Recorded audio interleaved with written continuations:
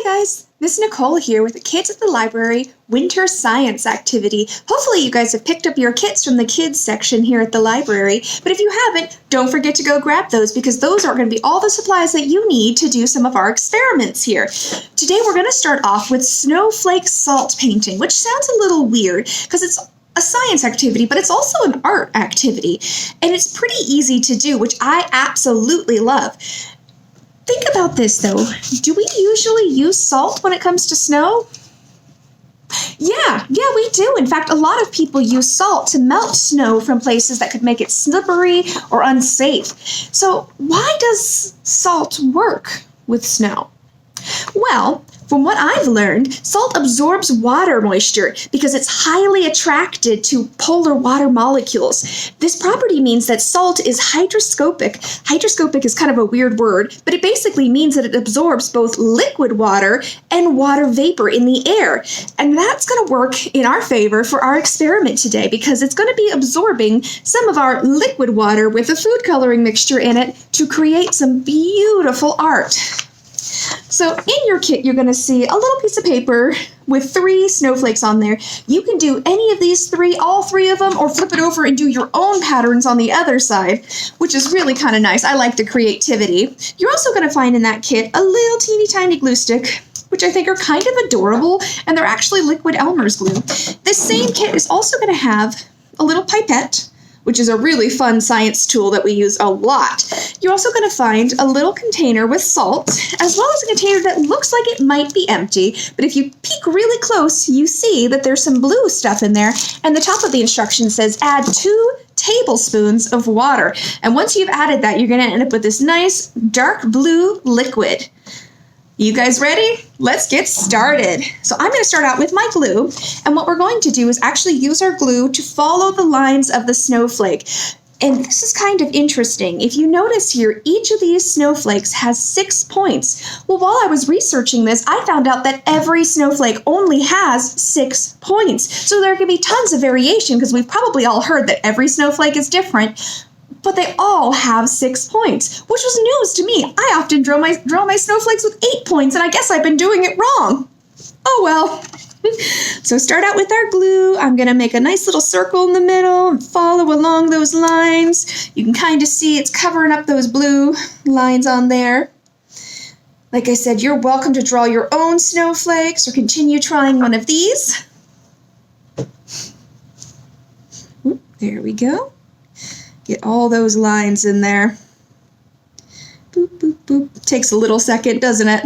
It's okay. I think the more patient we are, the better it's going to be.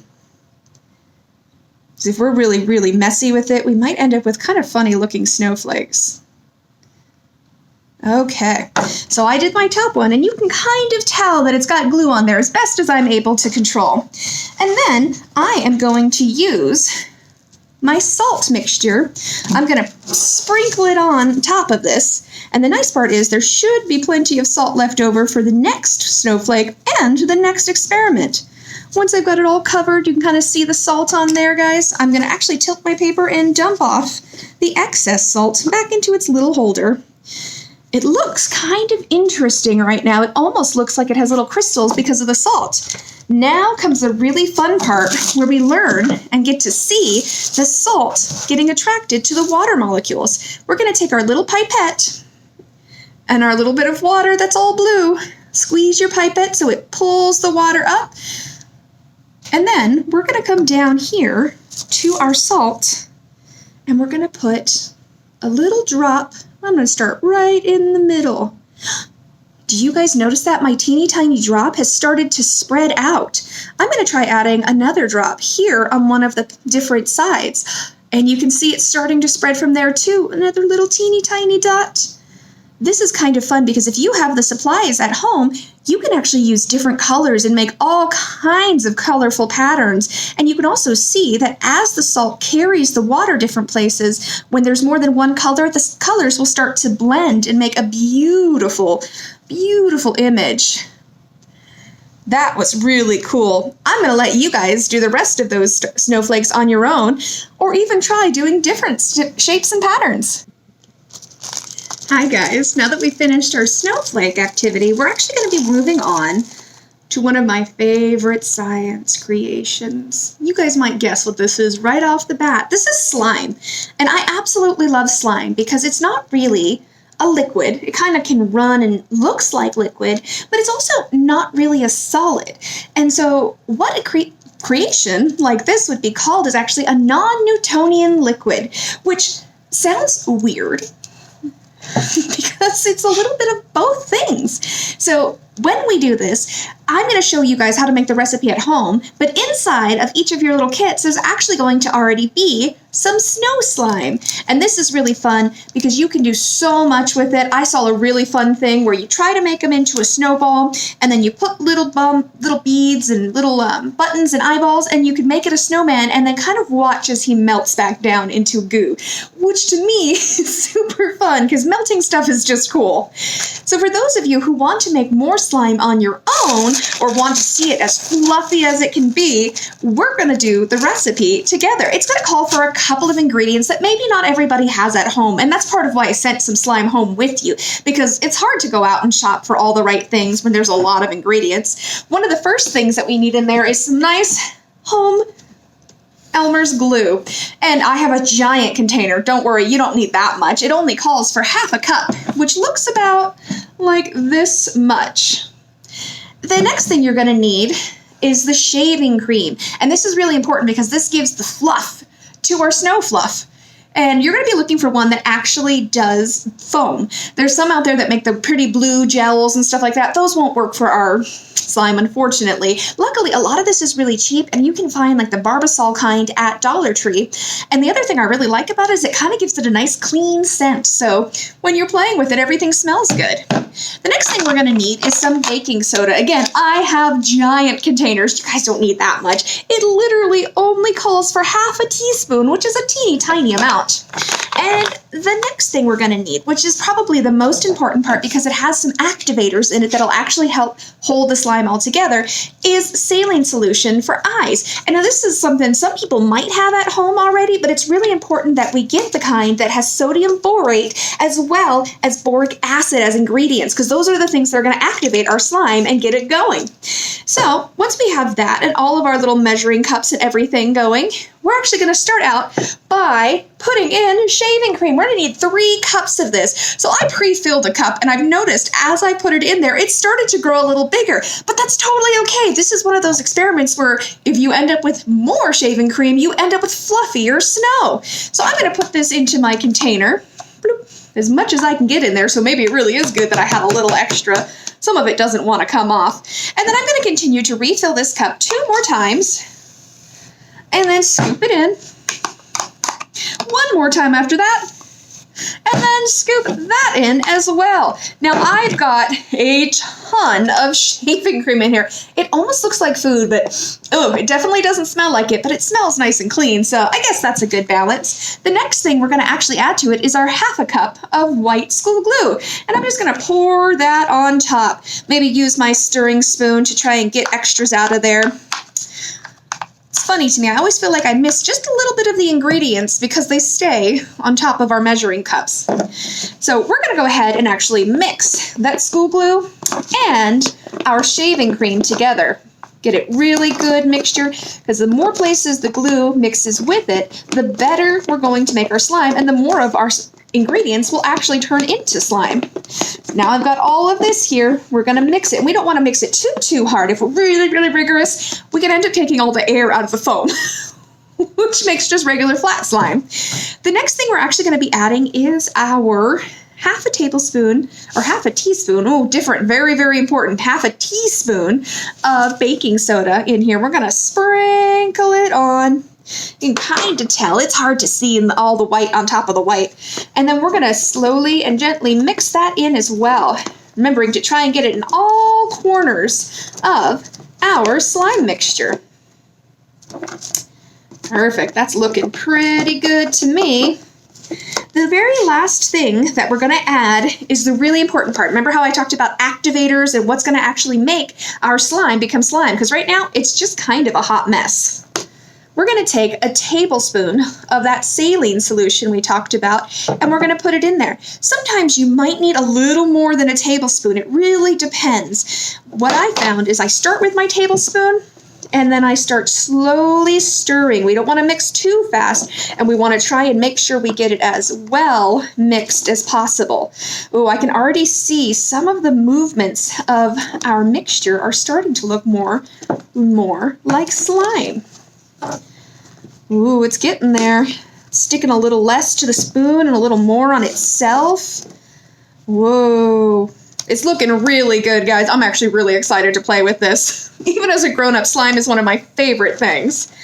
Now, if you're noticing, for instance, that it's still getting a lot on your fingers, that might be the time to add a little more of the saline solution. So I'm going to top it off with just a little bit. This is going to be about, honestly, I could have used the teaspoon size, because that's about what I'm putting in rather than the full tablespoon. And now I'm going to try mixing that and see if it helps get that last little bit. Oh, it's really looking like slime now, guys. You see that? Woo!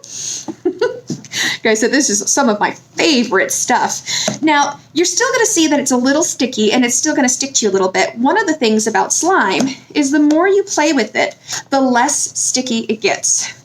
And for me, sometimes it takes a little while. If you want to try and protect your hands from being super sticky, because I know some people really hate the texture of all of that, you can actually use some of that saline solution and put it on your hands. And what that'll do is it'll help extra seal the outside of your slime. In fact, you can kind of see from where I put that little bit of saline solution on my hands that it's not as messy right there versus my other hand. So I might even add just a little bit to that hand and then see what we can come up with.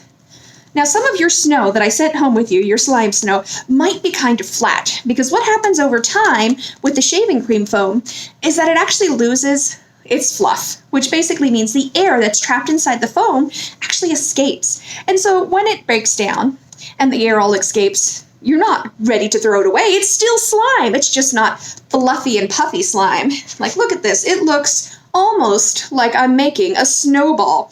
In fact, I could probably make another piece and do 3 layers of snow. This is, like I said, one of my favorite things because you can watch it melt. You can decorate it, see the pieces go together. Now, really important thing with slime is we don't want to do this over carpet, and you probably don't want to wear your nice clothing while you're doing it because it can get stuck and it can be kind of hard to wash off, even though it seems like it's all really easy ingredients. Now that you guys know how to make snow on your own, I want to see how all of your snow slime comes out. If you got some, please share some pictures because I love it. Alrighty, guys, we're on to our third experiment. This is our final one for today, and this one's about ice fishing. Fishing. Sometimes we get tongue-tied, huh? So ice fishing, we're probably going to think about catching actual fish. But for this science experiment, we're actually going to be catching the ice. And this is another type of experiment that lets us use our salt to figure out something with our cold, wet, snowy, icy materials. For this one, you are going to need a couple supplies at home, which hopefully most people have. You'll need a cup, and you'll need some ice cubes, and you'll need some water. Once you filled your cup up with ice and water, you can actually use anything that's left over from that first salt painting experiment to add a little bit of color to your water. I personally love the way it looks. You can also use your pipette to pick up some more of that colored water and drop it in. I also can use it to stir. Now that I've got my water kind of a fun, exciting color, we're going to try with the 2 pieces of twine that I gave you without adding anything to it. What do you think is going to happen when I put this into the cup? Do you think it's going to grab ice automatically? It is pretty fibrous. Maybe that'll be something? I'm going to put it in and see if I can get it in the cup. There we go. Let's see. Push, push, push, push. Ugh, nothing came out with it. I don't think that's going to work. I also gave us a smaller piece of twine, a little skinnier, less fibrous, that we can try dipping in. Oh, no. It's not catching anything either. Well, that's probably okay because it's not our actual experiment yet. So what we're going to be doing, actually, for the experiment is going to be adding salt. Now, why do you think we add salt? We talked about how it absorbs water and is attracted to those water molecules. Blah, blah, blah, blah. Tongue-tied, guys. But there's another part to this. Adding salt actually lowers the ice's melting point. And so the lower it is, the easier it will be for it to melt. But because salt causes a physical change by altering the properties and the temperature of the ice cube, it can actually be undone. So if the surrounding temperature is still freezing, then the ice can refreeze, which is a reversible change. So that's kind of cool to know. And in the process of it refreezing, it'll actually freeze the string along with it. So what we're going to be doing for our experiment is actually taking our string and we're going to lay it over one of the ice cubes in our cup. Try to get it nice and flat. Sometimes it catches on real easy, sometimes it doesn't. If you need to pull one out and put it on a piece of paper too, that's absolutely fine. Hopefully you guys can kind of see. I've got a little piece of it over there. And then I'm going to actually take the salt. And this is really important. We don't want to put too much salt because the more salt you use, the faster the ice will melt. And if it melts too fast, it won't connect and stay hooked to our string for the fishing experiment. But if you use too little, it won't connect either. So this is going to be, like I said, a real experiment because we're probably going to have to try a couple times to get this to work right. So I'm going to take some of the salt, which we had left over from that first experiment too, and we're going to sprinkle it on top of that piece of ice that has our string on it. I might put just a teeny tiny extra pinch just in case because I feel like that could be helpful. Now, this experiment is going to take a couple of minutes too, so you're probably going to want to wait at least 30 seconds at the shortest and maybe closer to a minute and a half at the longest. So I'm going to put it right here on my thing and I'm going to pause our video because I'm not going to make you guys wait the entire experiment with me so that you guys can catch up. All right, guys, it's been about a minute and a half since I put that salt on our string inside of the cup. So I'm going to try and see if I can grab this piece of string and take out an ice cube. Look at that, guys. It stayed on and attached. Now you can see that although the salt started to melt the ice cube, in fact, if you get a good look at it, it looks kind of like it's divoted and pocketed from where all of the ice, the salt went onto the ice. But keeping it in that cold water with all the other ice cubes meant that it actually refroze. Even though it melted, it refroze itself. That's that reversible change again. And now, because of that, we can actually lift it up. If yours didn't work the first time, that's okay. Remember, I did 2 pinches of salt. You might need more. You might need less. That's kind of one of the fun parts of an experiment is you can try it again with a different amount of salt. Same thing goes. If you're struggling or you really don't like this string, you can always try the exact same experiment with the skinnier thread. And if you have yarn or anything else at home, you can try it with that as well. This is one of those experiments that you can keep trying in different ways to see what works the best. I really enjoyed doing science with you guys, and I'm hoping some point soon we'll get back in person so we can do even more experiments. Otherwise, I'll see you guys soon. Bye!